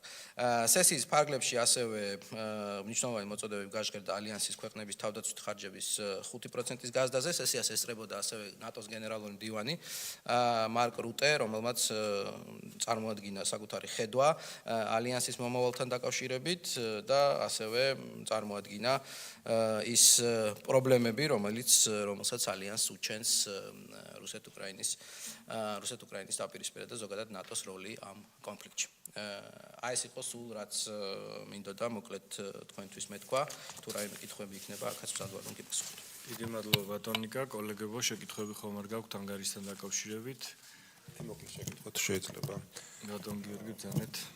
მოგეხსენებათ, გაუქმდა საინფორმაციო ცენტრი ევროკავშირისა და ნატოს შესახებ. საინფორმაციო ცენტრიდან საგარეო საქმეთა სამინისტროს წარმომადგენელი ალბათ ისაუბრებს ამ თემაზე და აი თქვენ როგორ ფიქრობთ, რამდენად ჯდება, ხა მესმის რომ ეს გადადის საგარეო საქმეთა სამინისტროში და ეს შეფასდა როგორც რეორგანიზაცია, მაგრამ ასევე ვიცით ჩვენ რომ თავად ნატოს მხრიდან არ მოყვა დადებითი შეფასება, რადგან ეს ცენტრი თავისთავად დიდ როლს ასრულებდა ზოგადად საქართველოსა და ნატოს და ევროკავშირის შორის სახალხო დიპლომატიის კუთხით მაინც როგორც მინიმუმ, ხო?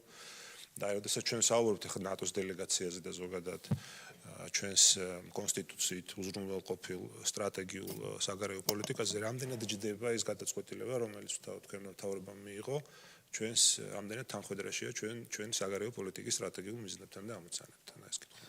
კი ბატონო, მადლობა კითხვისთვის. ჩვენ მე ვფიქრობ, რომ მთავარი ამ შემთხვევაში არის ის, რომ ის ფუნქცია და ის ამოცანები, რომელიც ცენტრს ჰქონდა, ის ფუნქცია და ამოცანები არ დაიკარგოს.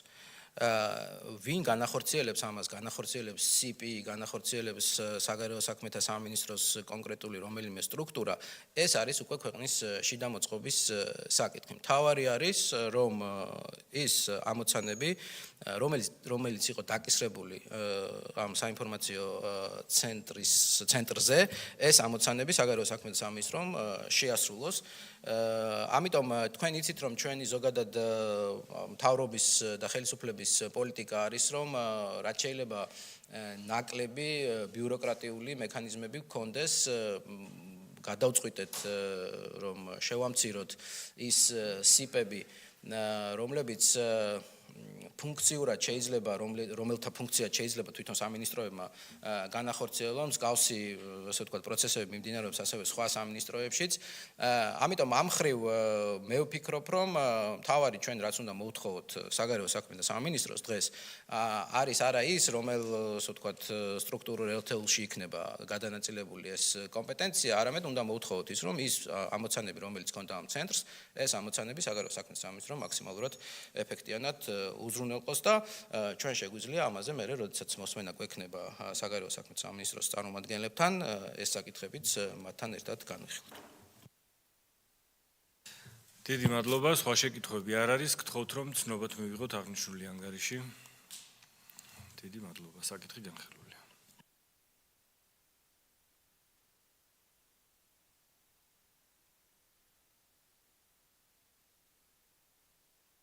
მადლობ, შემდეგი საკითხი ეს არის დემოკრატიის და ეკონომიკური განვითარების ორგანიზაციის სუამის საპარლამენტო ასამბლეაში დელეგაციის ანგარიში, დელეგაციის ხელმძღვანელი ბატონი დავით მატიკაშვილი წარმოადგენს საკითხს.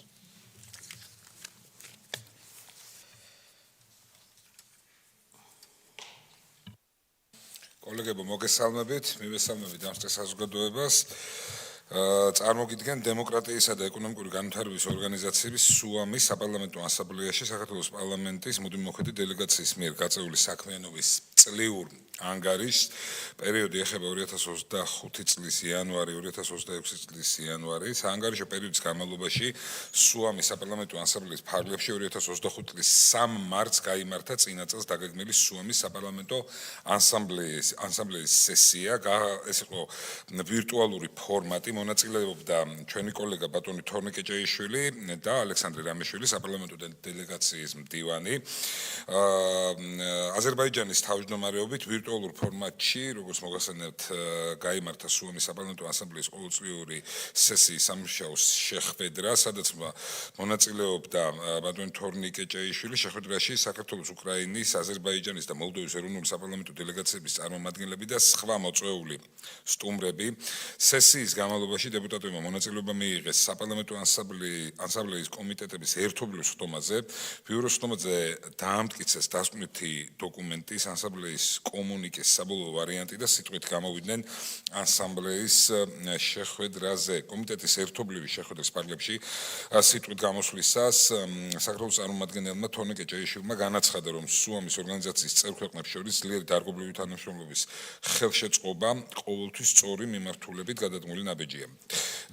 ჩვენი მოსაზრებით საჭიროა დიალოგის, ექსპერტული ცოდნისა და გამოცდილების გაცვლის წახალისება და ახალი პროექტებისა და ინიციატივებისათვის პრიორიტეტის მინიჭება. საქართველოს პარლამენტის წარმომადგენელმა აღნიშნა, რომ სუამის რეგიონში ფართო შესაძლებლობები იკვეთება ვაჭრობის, კავშირგაბმულობის, ენერგეტიკისა და ტრანსპორტის მიმართულებით, რომლის განხორციელებაში დიდი წვლილი შეტანა შეუძლია ეროვნულ პარლამენტებსაც. ასამბლეის დღის წესრიგით გათვალისწინებული თემები იყო სუამის რეგიონში ტერიტორიული მთლიანობისა და სუვერენიტეტის ხელშეუხებლობის დაცვა, ეკონომიკური და ჰუმანიტარული მდგრადობის შენარჩუნება. სესიაზე გამოსვლისას თორნიკე კეჭეიშვილმა ისაუბრა სუამის რეგიონში იმ გამოწვევების შესახებ, რომელიც საფრთხეს წარმოადგენს წევრი ქვეყნების სუვერენიტეტისა და ტერიტორიული მთლიანობისთვის. მან ხაზი გაუსვა რეგიონში მშვიდობის შენარჩუნების აუცილებლობას და დეპუტატებს გააცნო ის პრიორიტეტები, რომლებიც ამ მიმართულებით საქართველოს პოლიტიკურ დღის წესრიგშია და საბოლოოდ სესიის ბოლოს ასამბლეამ მიიღო დასკვნითი დოკუმენტი, ასამბლეის კომუნიკე. ეს არის სულ ბატონ თავმჯდომარე რესი დამოუკიდებელი. მადლობა ბატონ დავით. ხომ არ არის კითხვები? არ არის კითხვები. მადლობთ, მივიღოთ ცნობად. მადლობა. შემდეგი ეს არის მართლმადიდებლობის საპარლამენტო შორისო ასამბლეაში საქართველოს პარლამენტის მუდმივმოქმედი დელეგაციის ანგარიში ბატონი ირაკლი ქადაგიშვილი წარმოადგენს საკითხს. მოგესალმებით კოლეგებო, ბატონო თავმჯდომარე. მოგეხსენებათ თქვენ, რომ მართლმადიდებელთა საპარლამენტო ასამბლეა ამ საანგარიშო პერიოდში 2025 წლის იანვრიდან 2026 წლის იანვრის ჩათვლით სამი ღონისძიება გაიმართა. აქედან ორი იყო საპარლამენტო ამ ასამბლეის სამდივნო სხდომა და ერთი იყო გენერალური ასამბლეა. პირველი საპარლამენტო სამდივნო სხდომა გაიმართა ქალაქ კაიროში, ეს იყო 10-17 მარტი, სადაც მონაწილეობას ჩემს გარდა იღებდა ჩვენი პარლამენტის საგარეო ურთიერთობათა კომიტეტის თავმჯდომარე, როგორც მოწვეული სტუმარი ბატონი ნიკოლოზ სამხარაძე. საინტერესო არის საერთოდ თლიანად შინაარსობრივად ამ საპარლამენტო ასამბლეის საქმიანობა, იმიტომ ის არა მარტო ეხება პოლიტიკურ საკითხებს იმ მიმართებაში, რასაც ქვია მშვიდობა, რასაც ქვია ჰუმანიტარული საკითხები, რასაც ქვია ხალხთა და რელიგიათა შორის დიალოგი და ურთიერთობა, განსაკუთრებით მწვავე, ასე ვთქვათ, საკითხები, რომელიც ეხება ადამიანების უფლებების, მათ შორის სიცოცხლის უფლების შელახვას და ჩვენ სამწუხაროდ უამრავი ამის მაგალითი გვაქვს, რომელიც სოფლიოს სხვადასხვა კუთხეში მიმდინარეობს. ამიტომ თითოეული ამ, ასე ვთქვათ, შეხვედრის დროს შესაბამისი განცხადებები, შესაბამისი რეზოლუციები და შესაბამისი დიალოგი მიმდინარეობს ამ მიმართულებით. არც, რა თქმა უნდა, ეგვიპტეში ჩატარებული სხდომა არ იყო გამონაკლისი. ჩვენ, რა თქმა უნდა, აქ ყოველთვის ხაზს უსვამთ იმ ფასეულობას და იმ ღირებულებებს, რასაც ქრისტიანობა ატარებს და რაც მიგვაჩნია, რომ უნდა იყოს ერთგვარი მორალური და სოფხელველობითი საფუძველი მათ შორის პოლიტიკის დაგეგმვისა და რა თქმა უნდა სახელმწიფოებს შორის, ხალხებს შორის დიალოგისა და ზოგადად ადამიანის უფლებების დაცვის კუთხით. ბატონმა ნიკოლოზმა ისაუბრა ამავდროულად, რა თქმა უნდა, იმ კონკრეტულ საკითხებზე, რაც საქართველოსთვის მნიშვნელოვანი არის, როგორც მოგეხსენებათ, აქ ხშირ შემთხვევაში კულტურულ, რელიგიურ, ჰუმანიტარულ საკითხებს ეხება ხოლმე საკითხი და ერთ-ერთი სწორედ ხაზგასმა იყო გაკეთებული იმაზე, რომ რუსეთის მიერ ოკუპირებულ ტერიტორიაზე, მათ შორის ხდება ქართული ისტორიული და რელიგიური კაკვალის წაშლის ცდელობა, რაც შესაბამისად ყოველთვის საჭიროებს ხოლმე შესაბამის რეაგირებას. თქვენ მოგეხსენებათ, რომ თვითონ ასამბლეის მუშაობაში ჩვენ აქტიურ მონაწილეობას ვიღებთ, მიღებული იქნა საერთოდ ახალი წესდება ასამბლეის, მე გახდით საწესდებო კომისიის წევრი, რითაც ასამბლეის მოწყობის სტრუქტურა შეიცვალა და ის უფრო, ასე ვთქვათ, დემოკრატიული გახდა. და ის რეზოლუციები, რომელიც ასამბლეის მიერ არის ხოლმე მიღებული, იქ ყოველთვის, ასე ვთქვათ, დავაფიქსირეთ და გამოკვეთილად არის მათ შორის საქართველოსთვის ყველაზე მტკივნეული საკითხი, ოკუპაციის საკითხი ასახული. პარალელურად, რა თქმა უნდა, არის ხოლმე ვიზიტები მათ შორის მაღალი სასულიერო პირების, ასე ვთქვათ, პირებთან, მაგალითად ეგვიპტეში ალექსანდრიის პატრიარქს სტუმრობდით და აგრეთვე კოპტთა პატრიარქს, რაც ძალიან მნიშვნელოვანია. აქ ხაზგასასმელი არის ის, რომ საქართველოს როგორც ქრისტიანული სახელმწიფოს ხედვა, როლი და ავტორიტეტი არის ყველას მხრიდან ძალიან, ასე ვთქვათ, ხაზგასმული და აღნიშნული. და როგორც ყოველთვის შესაძლებლობა გვაქვს ჩვენ, რა თქმა უნდა, მასპინძელ ქვეყნის პარლამენტის თავმჯდომარეებთან შეხვედრის, გარკვეული დიალოგის, ჩვენი საკითხების წამოწევის და აგრეთვე აღმასრულებელი ხელისუფლების ხელმძღვანელებთან, იმიტომ ხშირად ან პრემიერ-მინისტრთან, ან პრეზიდენტთან შესაბამის ქვეყანაში არის ხოლმე ასეთი შესაძლებლობები. გენერალური ასამბლეა გაიმართა რუმინეთში, რომლის მთავარი საკითხი გახლავთ საპარლამენტო და რელიგიური ინსტიტუტების თანამშრომლობა ხელოვნური ინტელექტის გამოყენების სახელმძღვანელო პრინციპების ჩამოყალიბებაში და IPU-ს მარაქეშის კომუნიკის მნიშვნელობა.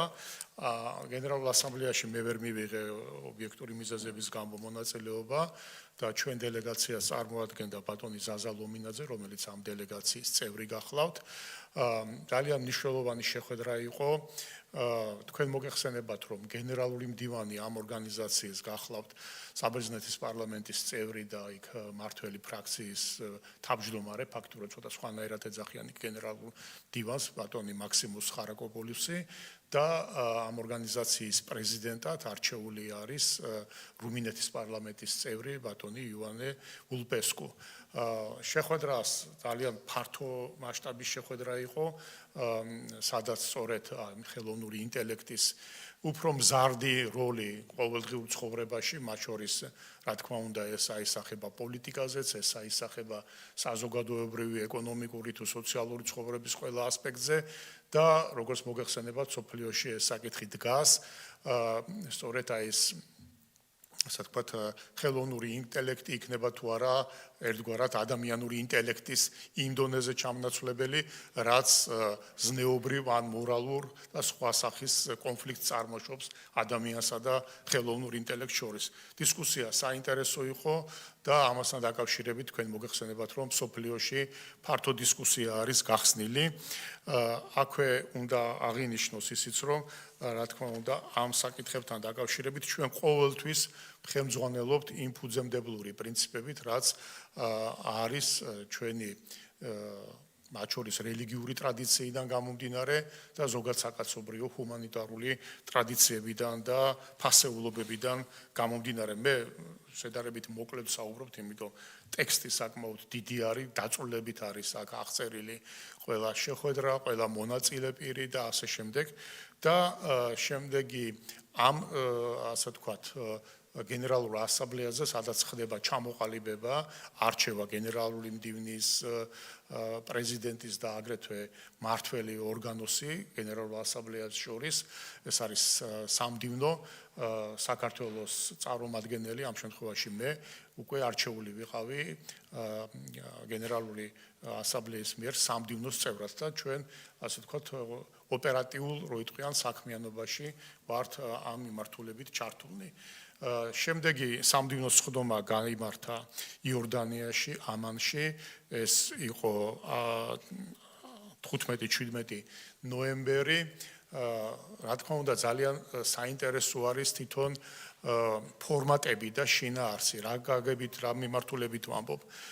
ეს პლატფორმა მოწოდებული არის არა მარტო ქრისტიანული დიალოგისათვის, მათ შორის ძალიან დიდ ყურადღებას აქცევენ ევროპაში ქრისტიანული დიალოგის გაშლისათვის. და ევროპის ქრისტიან ეპისკოპოსთა ასოციაცია, აქ ძირითადად კათოლიკებიც არიან და სხვა კონფესიის წარმომადგენლები, რა თქმა უნდა, აქ ძალიან მჭიდრო დიალოგი მიმდინარეობს, იმიტომ ყველა ხედავს იმის აუცილებლობას, რომ ის ფასეულობა, რა ფასეულობაზეც იყო აშენებული და არის აშენებული თანამედროვე ევროპული თუ თანამედროვე ევროატლანტიკური ცივილიზაცია, ეს ფასეულობა არ უნდა გაქრეს, არ უნდა ჩანაცვლდეს გარკვეული ფსევდო ფასეულობებით. ამიტომ ეს დიალოგი ძალიან მნიშვნელოვანია. აქაც აღსანიშნავია ერთი რამ, რომ ეს არ არის მარტო ქრისტიანებს შორის დიალოგის პლატფორმა, ეს არის პლატფორმა ქრისტიანებსა და მუსულმანებს შორის დიალოგისაც, იმიტომ რომ ბევრი მუსულმანური ქვეყანა, მაგალითად იორდანია, ეგვიპტე, როგორც მოგახსენეთ, იქ ქრისტიანთა უფლებები არიან ქვეყნები, სადაც კაფიოთ არის, გამოკვეთილად არის ქრისტიანთა უფლებები დაცული და იორდანიაში მაგალითად ჩვენ მიღება ქონდა იორდანიის პრინცთან, რომელიც ასე ვთქვათ, ერთი პერიოდი მართველი მეფეც იყო გარკვეული პერიოდის განმავლობაში, შემდეგ მისი ძმა გახდა დღევანდელი მეფე იორდანიის და რომლის გამოკვეთილი პოზიცია არის, სწორედ ეს არის ღრმად განსწავლული, განათლებული ადამიანი, რომლის გამოკვეთილი პოზიციაც გახლავთ სწორედ კულტურათა შორის, რელიგიათა შორის დიალოგი, რომელიც ამბობს, რომ მხოლოდ სამართლიანობის, მხოლოდ ერთმანეთის ანგარიშის გაწევით და მხოლოდ ერთმანეთის აღიარებით მიიღწევა გრძელვადიანი მშვიდობა და თანამშრომლობა და ძალიან საინტერესო დიალოგი იმართება ხოლმე აქ და ჩვენ აქ ხედავთ ხშირ შემთხვევაში როგორი არის რეალური მისწრაფებები სხვადასხვა ქვეყნის წარმომადგენლებისა, პოლიტიკოსებისა, რელიგიური ლიდერებისა თუ საზოგადო მოღვაწეებისა ამ მიმართულებით, იმიტომ რომ ამ ღონისძიებებში ფართოდ არის ჩართული როგორც რელიგიური, აგრეთვე სამეცნიერო და საზოგადოების, ასე ვთქვათ, ძალიან მნიშვნელოვანი წარმომადგენლები და ეს არ არის მხოლოდ პოლიტიკოსთა და სამთავრობო წრეების შეკრების ადგილი და ეს ძალიან მნიშვნელოვანი გახლავთ და დასასრულისთვის კიდევ მოკლედ მოგახსენებთ, რომ ძალიან მნიშვნელოვანია, რომ ჩვენ გვაქვს ხოლმე სოფლიოს წამყვან ეკლესიათა რელიგიურ ლიდერებთან, პატრიარქებთან, კათოლიკოსებთან შეხვედრა და ხაზგასმით არის ეს ნამდვილად აღსანიშნავი, რომ საქართველოს და საქართველოს ეკლესიის ავტორიტეტი არის აბსოლუტურად ურყევი და მათ პატრიარქი და საქართველოს ეკლესიის როლი თლიანად მართლმადიდებელ სამყაროში მიაჩნიათ ერთ-ერთ, რო იტყვიან, ძლიერ ძალად, რომელიც დღევანდელ ცხოვრებაში ასაზრდოებს ზოგადად ქრისტიანობას და ჰუმანურ, ასე ვთქვათ, მიმართულებებს. მოკლედ მოგახსენეთ ეს, თუ საკმაოდ ვრცელი მოხსენებაა და ვისაც გაქვთ სურვილი, შეგიძლიათ უფრო დაწვრილებით გაეცნოთ, მზად ვარ, თუ შეკითხვები გაქვთ, უპასუხო შეკითხვებს. მადლობა ბატონო ირაკლი შატაკიშვილს შეკითხვა აქვს, დიახ, მადლობა ბატონო ირაკლი წარმოდგენილი ანგარიშისათვის. მე მაინტერესებს ლევანდელ წელს ჩვენი ქვეყანა აღნიშნავს ქრისტიანობის სახელმწიფო რელიგიად გამოცხადების 1007 წლის იუბილეს და ეს მნიშვნელოვანი თარიღია ჩვენი ქვეყნისათვის, ვიცით რომ გარკვეული ღონისძიებები უკვე დაგეგმილია და ამ საპარლამენტო ასამბლეის ფარგლებში ხომ არ გაქვთ რაიმე უკვე დაგეგმილი ამ თარიღთან დაკავშირებით? დიახ, მოგეხსენებათ, რომ ამანში, როდესაც იყო ბოლო სამდივნო სხდომა, ყოველ წელს საგაზაფხულო და საშემოდგომო სხდომა იმართება ხოლმე სხვადასხვა ქვეყანაში, გენერალური ასამბლეა 2 წელიწადში ერთხელ იმართება. ამ წლის საგაზაფხულო სხდომა ჩატარდება საქართველოში და ეს, რო იტყვიან, ყველა დელეგაციისათვის იყო, რო იტყვიან, დიდად სასიხარულო და კარგი, ასე ვთქვათ, ინფორმაცია, ყველანი მზად არიან ჩამოვიდნენ საქართველოში, მათთვის ეს ძალიან საინტერესო არის ყველა მიმართულებით. ამიტომ ეს სხდომა შედგება და როდესაც უკაცრავად ოქტომბერში არის დაგეგმილი, ასე ვთქვათ, 1700 წლის სახელმწიფო რელიგიად გამოცხადებასთან დაკავშირებული საზეიმო ღონისძიებების, ასე ვთქვათ, კვინტესენცია 14 ოქტომბერს იქნება სვეტიცხოვლის ტაძარში და აი ეს კვირა იქნება ყველაზე დატვირთული, ასე ვთქვათ, ესეთი ღონისძიებებით. აქაც მართლმადიდებელთა საპარლამენტო შორისო ასამბლეის ხელმძღვანელობას აქვს სურვილი და ჩვენგან რა თქმა უნდა ეს სურვილი გაზიარებულია და მოწვეულები არიან და დაესწრებიან საზეიმო ღონისძიებებს. შეიძლება გარკვეული კონფერენციაც ჩატარდეს ამ მიმართულებით 1700 წელთან დაკავშირებით. მადლობა. სხვა კითხვები ხომ არ აქვს კოლეგებს? არ არის, შესაბამისად მეგობრებო, გთხოვთ ცნობად მივიღოთ ეს ანგარიში. მადლობა. და შემდეგი ეს არის ბოლო ანგარიში დღევანდელი დღის წესრიგით. ეს არის შავი ზღვის ეკონომიკური თანამშრომლობის საპარლამენტო ასამბლეაში ჩვენი დელეგაციის 2025 წლის ანგარიში დელეგაციის ხელმძღვანელი ირაკლი მეზურნიშვილი წარმოადგენს.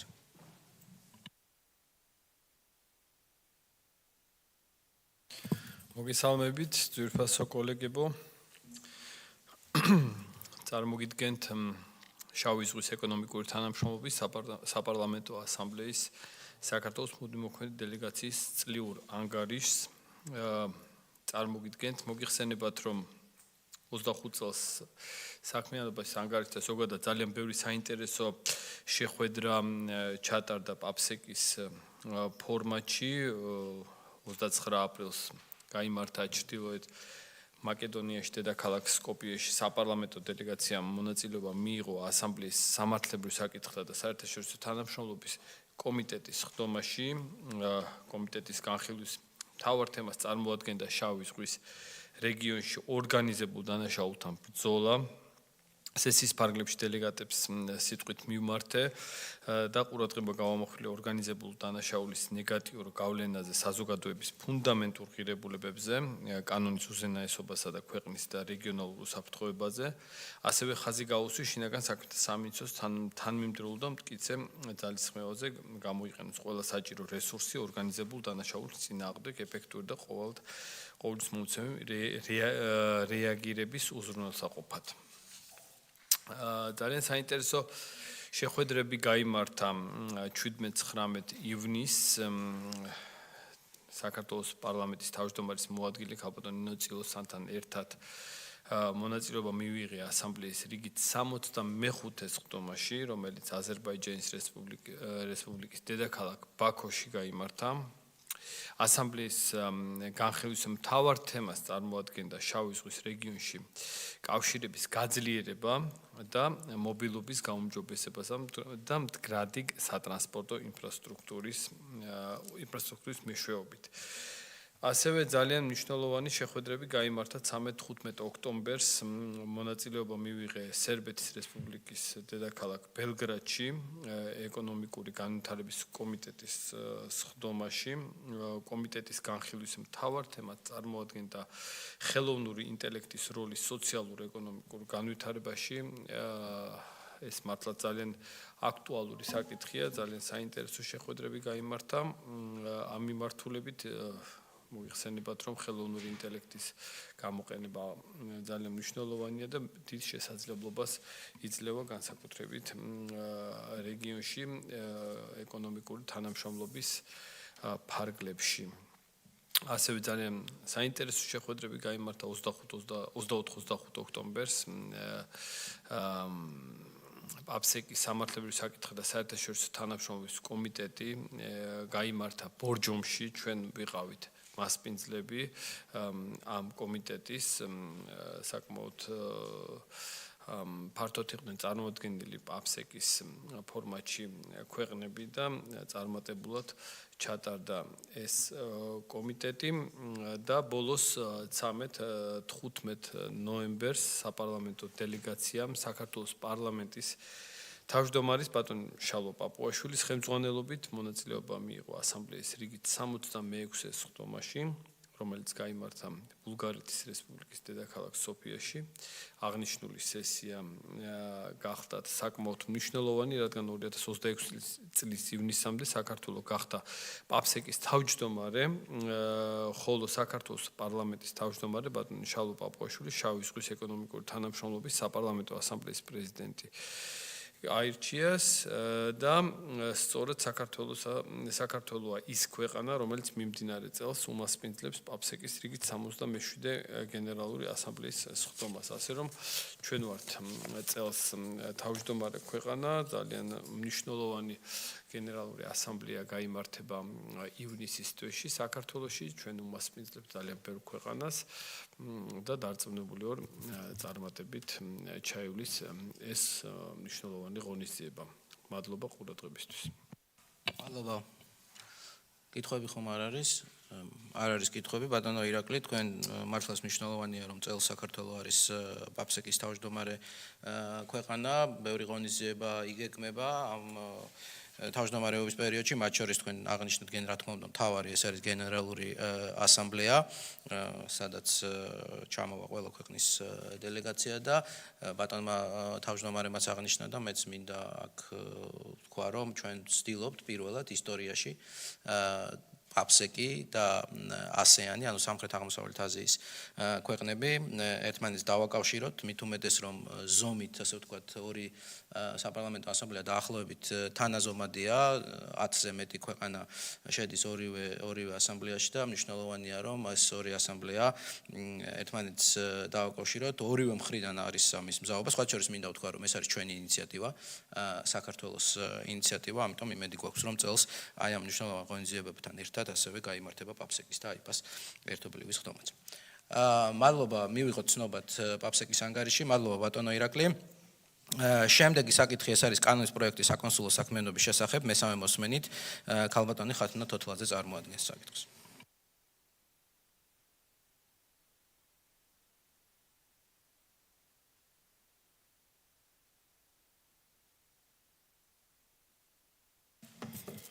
მოგესალმებით. მესამე მოსმენით წარმოგიდგენთ საკონსულო საქმიანობის შესახებ საქართველოს კანონის ცვლილების შეტანის თაობაზე საქართველოს კანონის პროექტს და მოგახსენებთ, რომ პირველ და მეორე მოსმენის შემდეგ უკვე რამე სახის ცვლილებები არ განხორციელებულა პროექტში. მადლობა. ხომ არ არის კითხვები? არ არის კითხვები, შესაბამისად კენჭირხეზე ვაყენებ ამ საკითხს, ვინ არის მომხრე? მადლობთ. საკითხი გადაწყვეტილია. ქალბატონო ხათუნა, თქვენი პროექტია ასევე საჯარო დაწესებულებაში შრომის ანაზღაურების შესახებ კანონის ცვლილების შეტანის თაობაზე. გთხოვთ წარმოადგინოთ. წარმოგიდგენთ საჯარო დაწესებულებაში შრომის ანაზღაურების შესახებ საქართველოს კანონის ცვლილების შეტანის თაობაზე საქართველოს კანონის პროექტს პირველი მოსმენით. რამ განაპირობა აღნიშნული ცვლილებების ინიცირება, მოგახსენებთ ამასთან დაკავშირებით, ეს არის პრინციპში დიდწილად გამომდინარე იქიდან, რომ ბოლო პერიოდში საქართველოს კანონმდებლობაში განხორციელდა არაერთი ცვლილება, რომლის შესაბამისად ჩამოყალიბდა არაერთი განახლებული მიდგომა, მათ შორის საჯარო სამსახურში სტაჟირების ანაზღაურებასთან და ვადებთან დაკავშირებით. აღნიშნულთან გასათვალისწინებულია ის გარემოება, რომ საქართველოს საგარეო საქმეთა სამინისტრო მისთვის კანონმდებლობით გათვალისწინებული უფლებამოვალეობისა და ასევე სტრუქტურის გათვალისწინებით წარმოადგენს სპეციფიურ დაწესებულებას და აქედან გამომდინარე მასზე ძირითადად ვრცელდება სპეციალური კანონმდებლობით გათვალისწინებული ნორმები. სამინისტროში სტაჟირებისა და სასწავლო პრაქტიკის გავლის საკითხი მოწესრიგებულია საქართველოს საგარეო საქმეთა სამინისტროს სისტემაში სტაჟირებისა და სასწავლო პრაქტიკის გავლის წესის დამტკიცების თაობაზე საგარეო საქმეთა მინისტრის შესაბამისი ბრძანებით და აღნიშნული წესის საქართველოს კანონმდებლობასთან მაქსიმალურად დაახლოების მიზნით წესში შეტანილი იქნა ცვლილება, რომლის თანახმადაც სამინისტროს ცენტრალურ აპარატში ანაზღაურებადი სტაჟირების შემთხვევაში სტაჟირების ანაზღაურების ოდენობა განისაზღვრება საჯარო დაწესებულებებში შრომის ანაზღაურების შესახებ საქართველოს კანონით დადგენილი წესით, თუმცა აღნიშნული ვერ გავრცელდება საგარეო საქმეთა სამინისტროს საზღვარგარეთ სტრუქტურულ ქვედანაყოფებში ანაზღაურებადი სტაჟირების შემთხვევებზე. აქედან გამომდინარე მომზადდა წარმოდგენილი კანონის პროექტი, რომლის თანახმადაც კანონს ემატება საგამონაკლისო ნორმა, რაც მოგცემს შესაძლებლობას, რომ საქართველოს საგარეო საქმეთა სამინისტროს საზღვარგარეთ სტრუქტურულ ქვედანაყოფებში სტაჟირებისთვის შრომის ანაზღაურების მიცემისა და ოდენობებთან დაკავშირებული საკითხები დარეგულირდეს საგარეო საქმეთა მინისტრის სამართლებრივი აქტით, ეს არის ძირითადი მიზანი, ასე ვთქვათ, ამ ცვლილებების და თუ რაიმე კითხვები არის მზადვა რომ უპასუხო. მადლობა კოლეგებო, ხომ არ არის კითხვები? ბატონო გიორგი. დაზუსტების მიზნით თქვენ ახსენეთ რომ სპეციფიკიდან გამომდინარეობს, ხო, ეს გამონაკლისი და რა კონკრეტულ სპეციფიკას გულისხმობთ? სავარაუდოდ მე როგორც ხვდები, გულისხმობთ ამა თუ იმ ქვეყანაში ანაზღაურების სხვადასხვა, ასე ვთქვათ, სტანდარტებს, ამას გულისხმობთ თუ კიდევ რამე სხვა სპეციფიკას? მადლობა კითხვისთვის. ზოგადად დიპლომატიური სამსახურის სტრუქტურა, დიპლომატიური სამსახურის ამოცანები რეგულირდება სპეციალური კანონმდებლობით. მოგეხსენებათ, ეს არის კანონი დიპლომატიური სამსახურის შესახებ და საჯარო სამსახურის შესახებ კანონი ამბობს, რომ ძალიან ბევრ საკითხთან მიმართებით სპეციალური კანონმდებლობა ვრცელდება დიპლომატიურ სამსახურზე. ის ძალიან განსხვავებულია სტანდარტული საჯარო დაწესებულებებიდან, სწორედ იმიტომ, რომ ძალიან დიდი პროცენტი დიპლომატიური სამსახურის სტრუქტურული ქვედანაყოფები სწორედ იმყოფება საზღვარგარეთ და აქედან გამომდინარე რეგულირება არის აბსოლუტურად სპეციფიური თან იმის გათვალისწინებითაც, რომ ძირითად შემთხვევაში დიპლომატიური სამსახურის სტრუქტურა ამოცანების საქმიანობის წესი უნდა იყოს შესაბამისობაში ვენის 61 წლის კონვენციასთან დიპლომატიური ურთიერთობის შესახებ. აქედან გამომდინარე ნებისმიერ მსგავს საკითხთან დაკავშირებით, როგორც ამას ითვალისწინებს ასევე საქართველოს შესაბამისი კანონმდებლობა, მათ შორის საჯარო სამსახურის შესახებ კანონი, შრომის ანაზღაურების წესის შესახებ კანონშიც არის გარკვეული გამონაკლისები, რომელიც უშუალოდ დიპლომატიურ სამსახურს და საზღვარგარეთ ჩვენი დიპლომატების შრომის ანაზღაურებას ეხება და შესაბამისად ლოგიკურია, რომ როდესაც ჩვენ საზღვარგარეთ ვსაუბრობთ სტაჟორების დასაქმების შესაძლებლობაზე და მათთვის შრომის ანაზღაურების, ასე ვთქვათ, გადახდაზე, რომ ამასაც ჭირდება თავისთავად განსხვავებული რეგულაცია და ის ვერ მოექცევა იმ რეგულირების სფეროში, რომელიც ზოგადად საჯარო სამსახურში სტაჟორების შრომის ანაზღაურებას ეხება, ეს არის ძირითადად. მადლობა ქალბატონო ხათუნა, კითხვები აღარ არის, შესაბამისად ვაყენებ კენჭისყრაზე ამ საკითხს, ვინ არის მომხრე. მადლობთ, საკითხი გადაწყვეტილია. ეს იყო დღის წესრიგით გათვალისწინებული ბოლო საკითხი, შესაბამისად მადლობას გიხდით მონაწილეობისთვის და საგარეო ურთიერთობების კომიტეტის გამოს